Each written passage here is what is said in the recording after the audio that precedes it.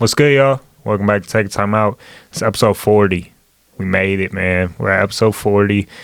It's been a really good journey. It's the two-man edition. We're back with it. Nate's actually in Cali right now, so congrats to him on a little vacation trip. Take a Time Out, didn't pay for it, but maybe one day we'll get there. Football. That's what this month's all about, right? I mean, great football this week, I think. Bills, Chiefs, I mean, I guess me and Nate didn't really talk about last week how big of a game it was really going to be. Like, we didn't, nail home, this is game of the week, and it was everything I wanted it to be, man. So we're just going to go with our winners and losers from the divisional round. I'll start.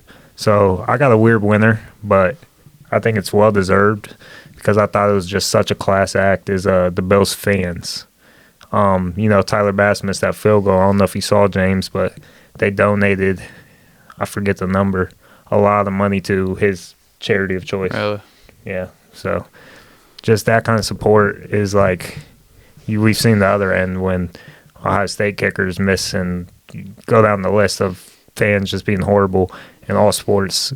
And just to see that was a winner for me. You wouldn't expect it from the people who jumped their fiery tables But yeah, that's them, man. That's really cool. My loser, I'm gonna stick with the Bills. Stephon Diggs. Yeah, you got traded for Justin Jefferson, bud. So the spotlight's a little bigger on you. James needed you to come through, and you didn't. But so I know he's a loser in James' eyes, but the real fact of it is he's going to try to get flipped now, I think, and I don't know what it looks like for him. I mean, just like I said, the spotlight compared to what Justin Jefferson has became and what he is now in his career. So if he can just establish himself again with the quarterback and gain that chemistry again, I just think he lost a little bit of chemistry when you're constantly screaming at your quarterback and you're in your quarterback's head. I mean, I think that does something. I mean, I think it's not all just looks. It actually can do something in the locker room. So that's mine. Yeah. Back to what you said about the Bills fans, it's when you have a culture like that for the players, it makes you want to stay a Bill, and it makes, because Tyler Bass, I mean, that's a demoralizing kick. You make that kick and you have a real good chance of winning that game, but it keeps the players there, and it's just such a good football town and a good football culture, and Bills fans continue to prove that. So my winner is actually pretty simple. Just going to keep it straightforward. Is the Detroit Lions. To have that place rocking again. Just Dan Campbell coaching a really good game. Going for it when he should, and it's just really cool as a football fan to see the success of the Lions because of how it's been the past couple, 10, 20 years, 30 years. So almost has that Browns feel to it if the Browns were in the same spot. I think other NFL fans whose teams aren't in the playoffs we're all kind of rooting for the Lions. Yeah. Loser. Man. Loser. I'm going to go Green Bay Packer fans on this one.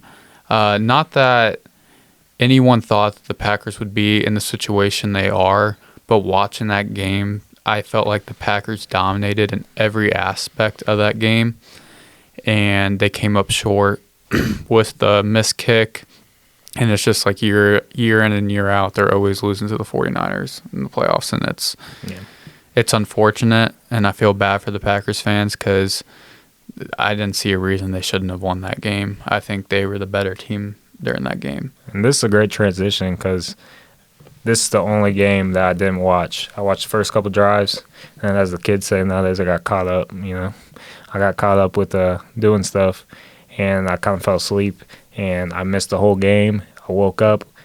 Last time I remembered, I want to say, Packers were definitely winning. I'm not going to say what the score was. I forget.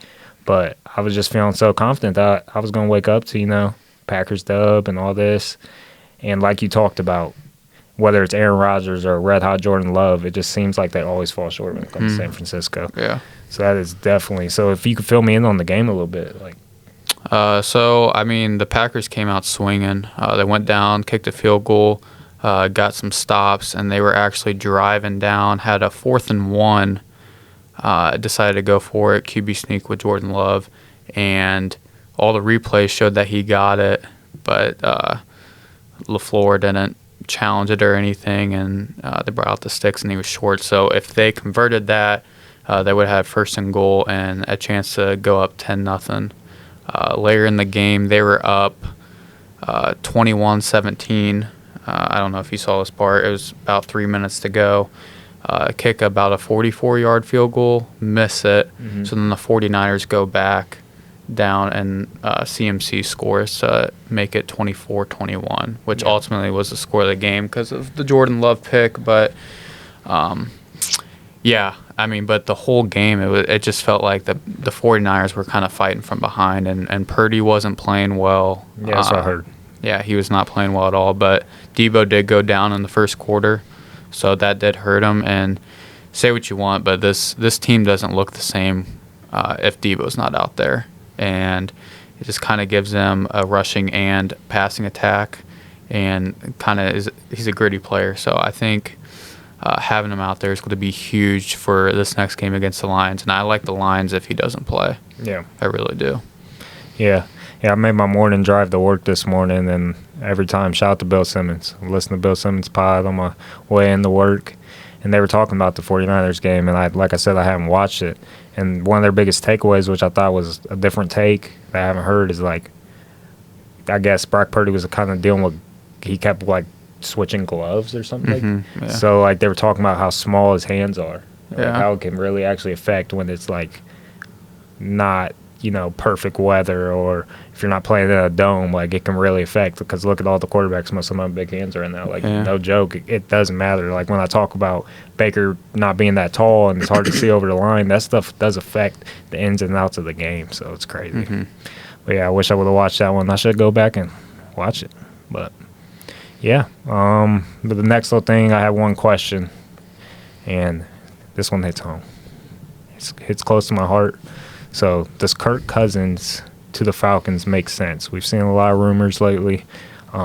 He came out and kind of said, if I was to get an opportunity to play with, in my eyes, the GOAT, Bill Belichick, it would really be hard to pass up I'm paraphrasing, but that's basically what he said. So it makes me nervous as a Vikings fan. I'm in all my Vikings group chats on Facebook. They're just going nuts right now. They're going ape. They just can't believe it, and it has a lot of us in shambles, and it just puts in perspective just where you're at. I feel like the injury helped him this year in a way of how people perceive him, because now he's just looked at as a completely different quarterback. But back to the question, does this make sense to you?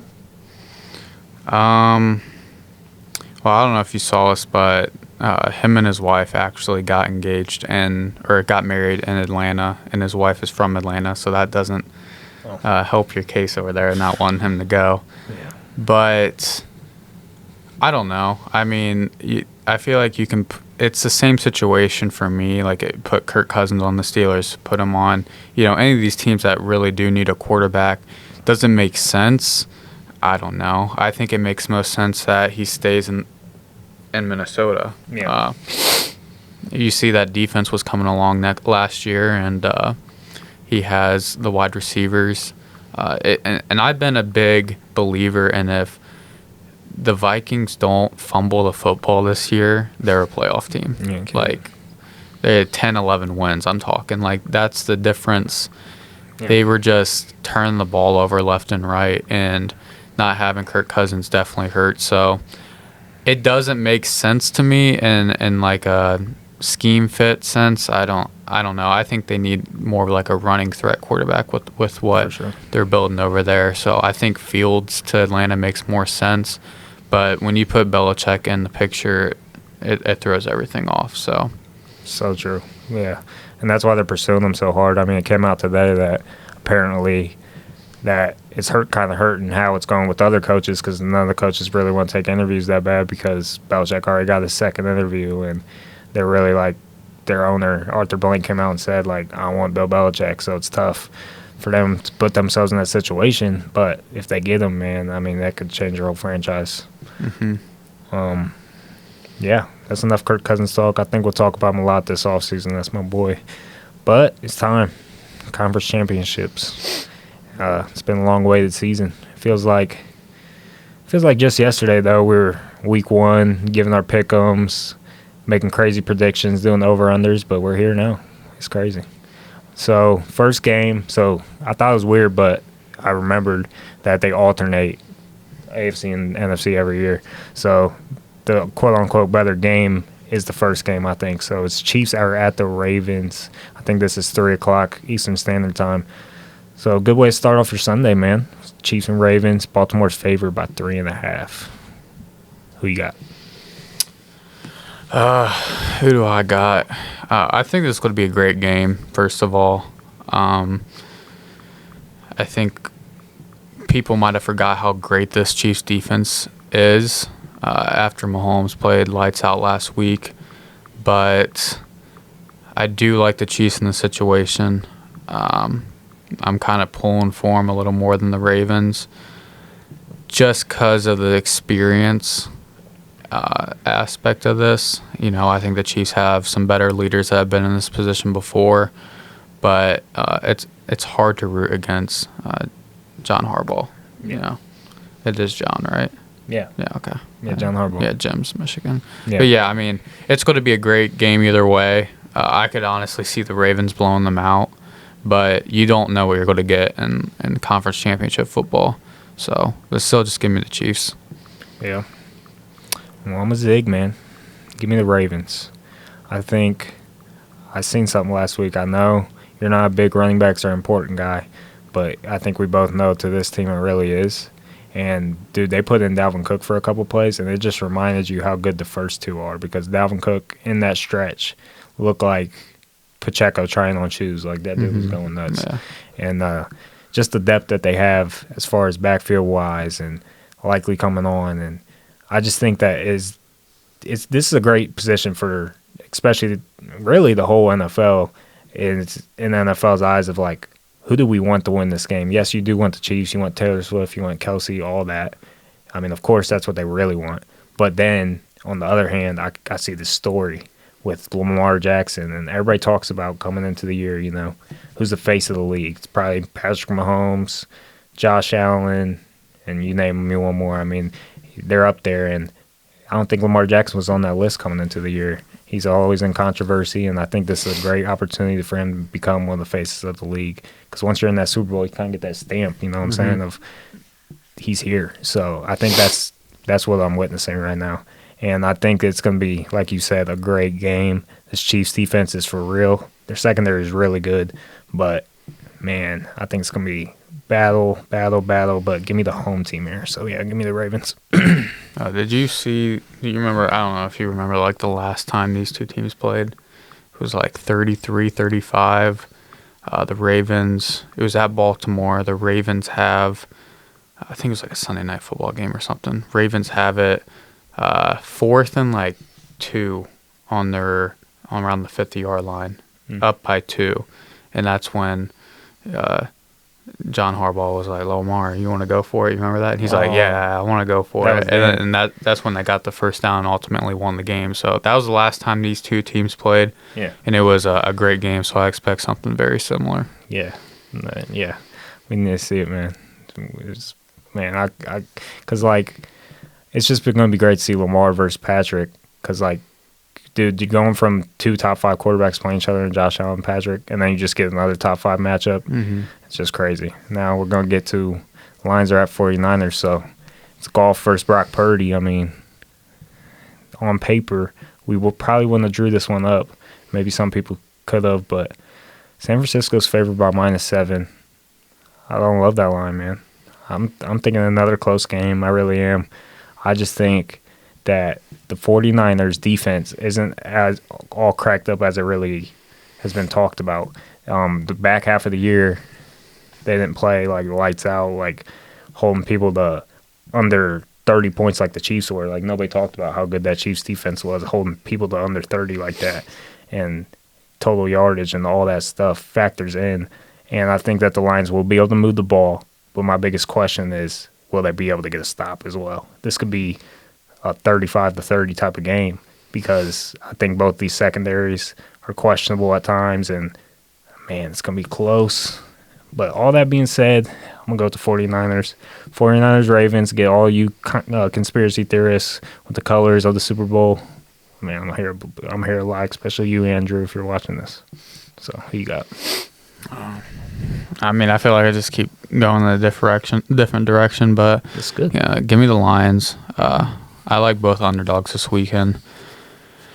The thing about the 49ers, like I said, if Debo doesn't play, this offense doesn't look the same. I think we saw last week that the 49ers are very vulnerable. And, yeah, the Lions don't have a great secondary, but what they can do very well is stop the run. And I think when you stop the run against the 49ers and make Purdy step back and, pass 30 to 35 times a game, that's kind of where you want them. I think the Vikings did a great job of that when you guys played them and forced them to make mistakes. And we've seen that this Lions secondary can get that interceptions, can do that. So if they can stop the run, which they've been good at, I like their chances. So I really want to see a Lions-Chiefs Super Bowl. I want Eminem versus Taylor Swift. That'd be awesome. And I think there's a bunch of storylines going into what could be the Super Bowl, but this first game of the season and the last game of the season being the same matchup, I don't think that's ever happened before. I think that'd be pretty cool. That would be sweet. Yeah. Yeah, and like you talked about, man, like there's so much camaraderie behind the Lions. Like we're all just rooting for them, man. Mm-hmm. So for that to happen, it's like icing on the cake, man. We finally get to see the Lions, Bills, or Browns. Like the curse would just be lifted, and the other franchises could feel better about themselves because maybe we have a chance. So it's good stuff, man. I'm excited, man. It's gonna be a good weekend. Yeah, I'm really excited for the Lions, and it's almost like an emotional attachment, even though I'm not a fan of them. It's just like if the other three teams were to win the Super Bowl, it's just like But like if the Lions, like I'd be happy. I know they're a division rival, but for you, but yeah, no, it'd just be cool to see. Yeah, it's Lions or Ravens for me because, like I've talked about last week, people on their God run, like when C.J. Stroud had it going on, but John Harbaugh has also been very explicit in the locker room about his faith. So that'd be cool to see. Lamar Jackson would be cool to see. But the one thing I did want to I brought up to my head real quick is we do got a T sitting there. So maybe a 7.5 point tease. You get the Lions at so you get the Lions and Chiefs. I don't know, it'd be kind of spicy little underdog parlay right there. I really like if you just take the alternate line spread at 7.5. Because I mean the line's set at 7, but if they do lose by 7, you would obviously push. But I don't see them losing by more than 7 if they do lose. Right. So like I think even that 7.5, parlay it with like a. Did you say Chiefs or Ravens? Chiefs. Yeah. Or if you did the Ravens plus add 7 points, I mean you get the Ravens at +3 if you think the Ravens are going to win. So just little things like that, some ways to make money. But I think this Lions and 49ers spread's kind of disrespectful. Yeah. I mean, really, I think this line for the Chiefs-Ravens, 3.5, I don't think that'll be the line at the end of the week. I think there'll be so much Chiefs money coming in that they'll switch. But I don't know if that's going to happen to Lions 49ers. That might just sit there. Well, the Chiefs money line opened up at +135. Now it's sitting at +155. So the money's coming in on the Ravens. Actually right now. The Lions and 49ers spread actually opened up at -6.5, and now it's up to 7. So it's kind of going in different directions than we were anticipating. But, I don't know. You look at this Lions and 49ers spread, you kind of would think that the 49ers won 30-10 last week, and that just wasn't the case. And the Lions are a better team than the Packers. Right. So, I don't know. Just doesn't really make sense to me. Yeah. Well, we'll see what happens, man. We'll be back next week. Talk about who knows what, man. But the Super Bowl's coming. Probably won't touch on much Pro Bowl. Not a big Pro Bowl guy, but it was real young. Peace.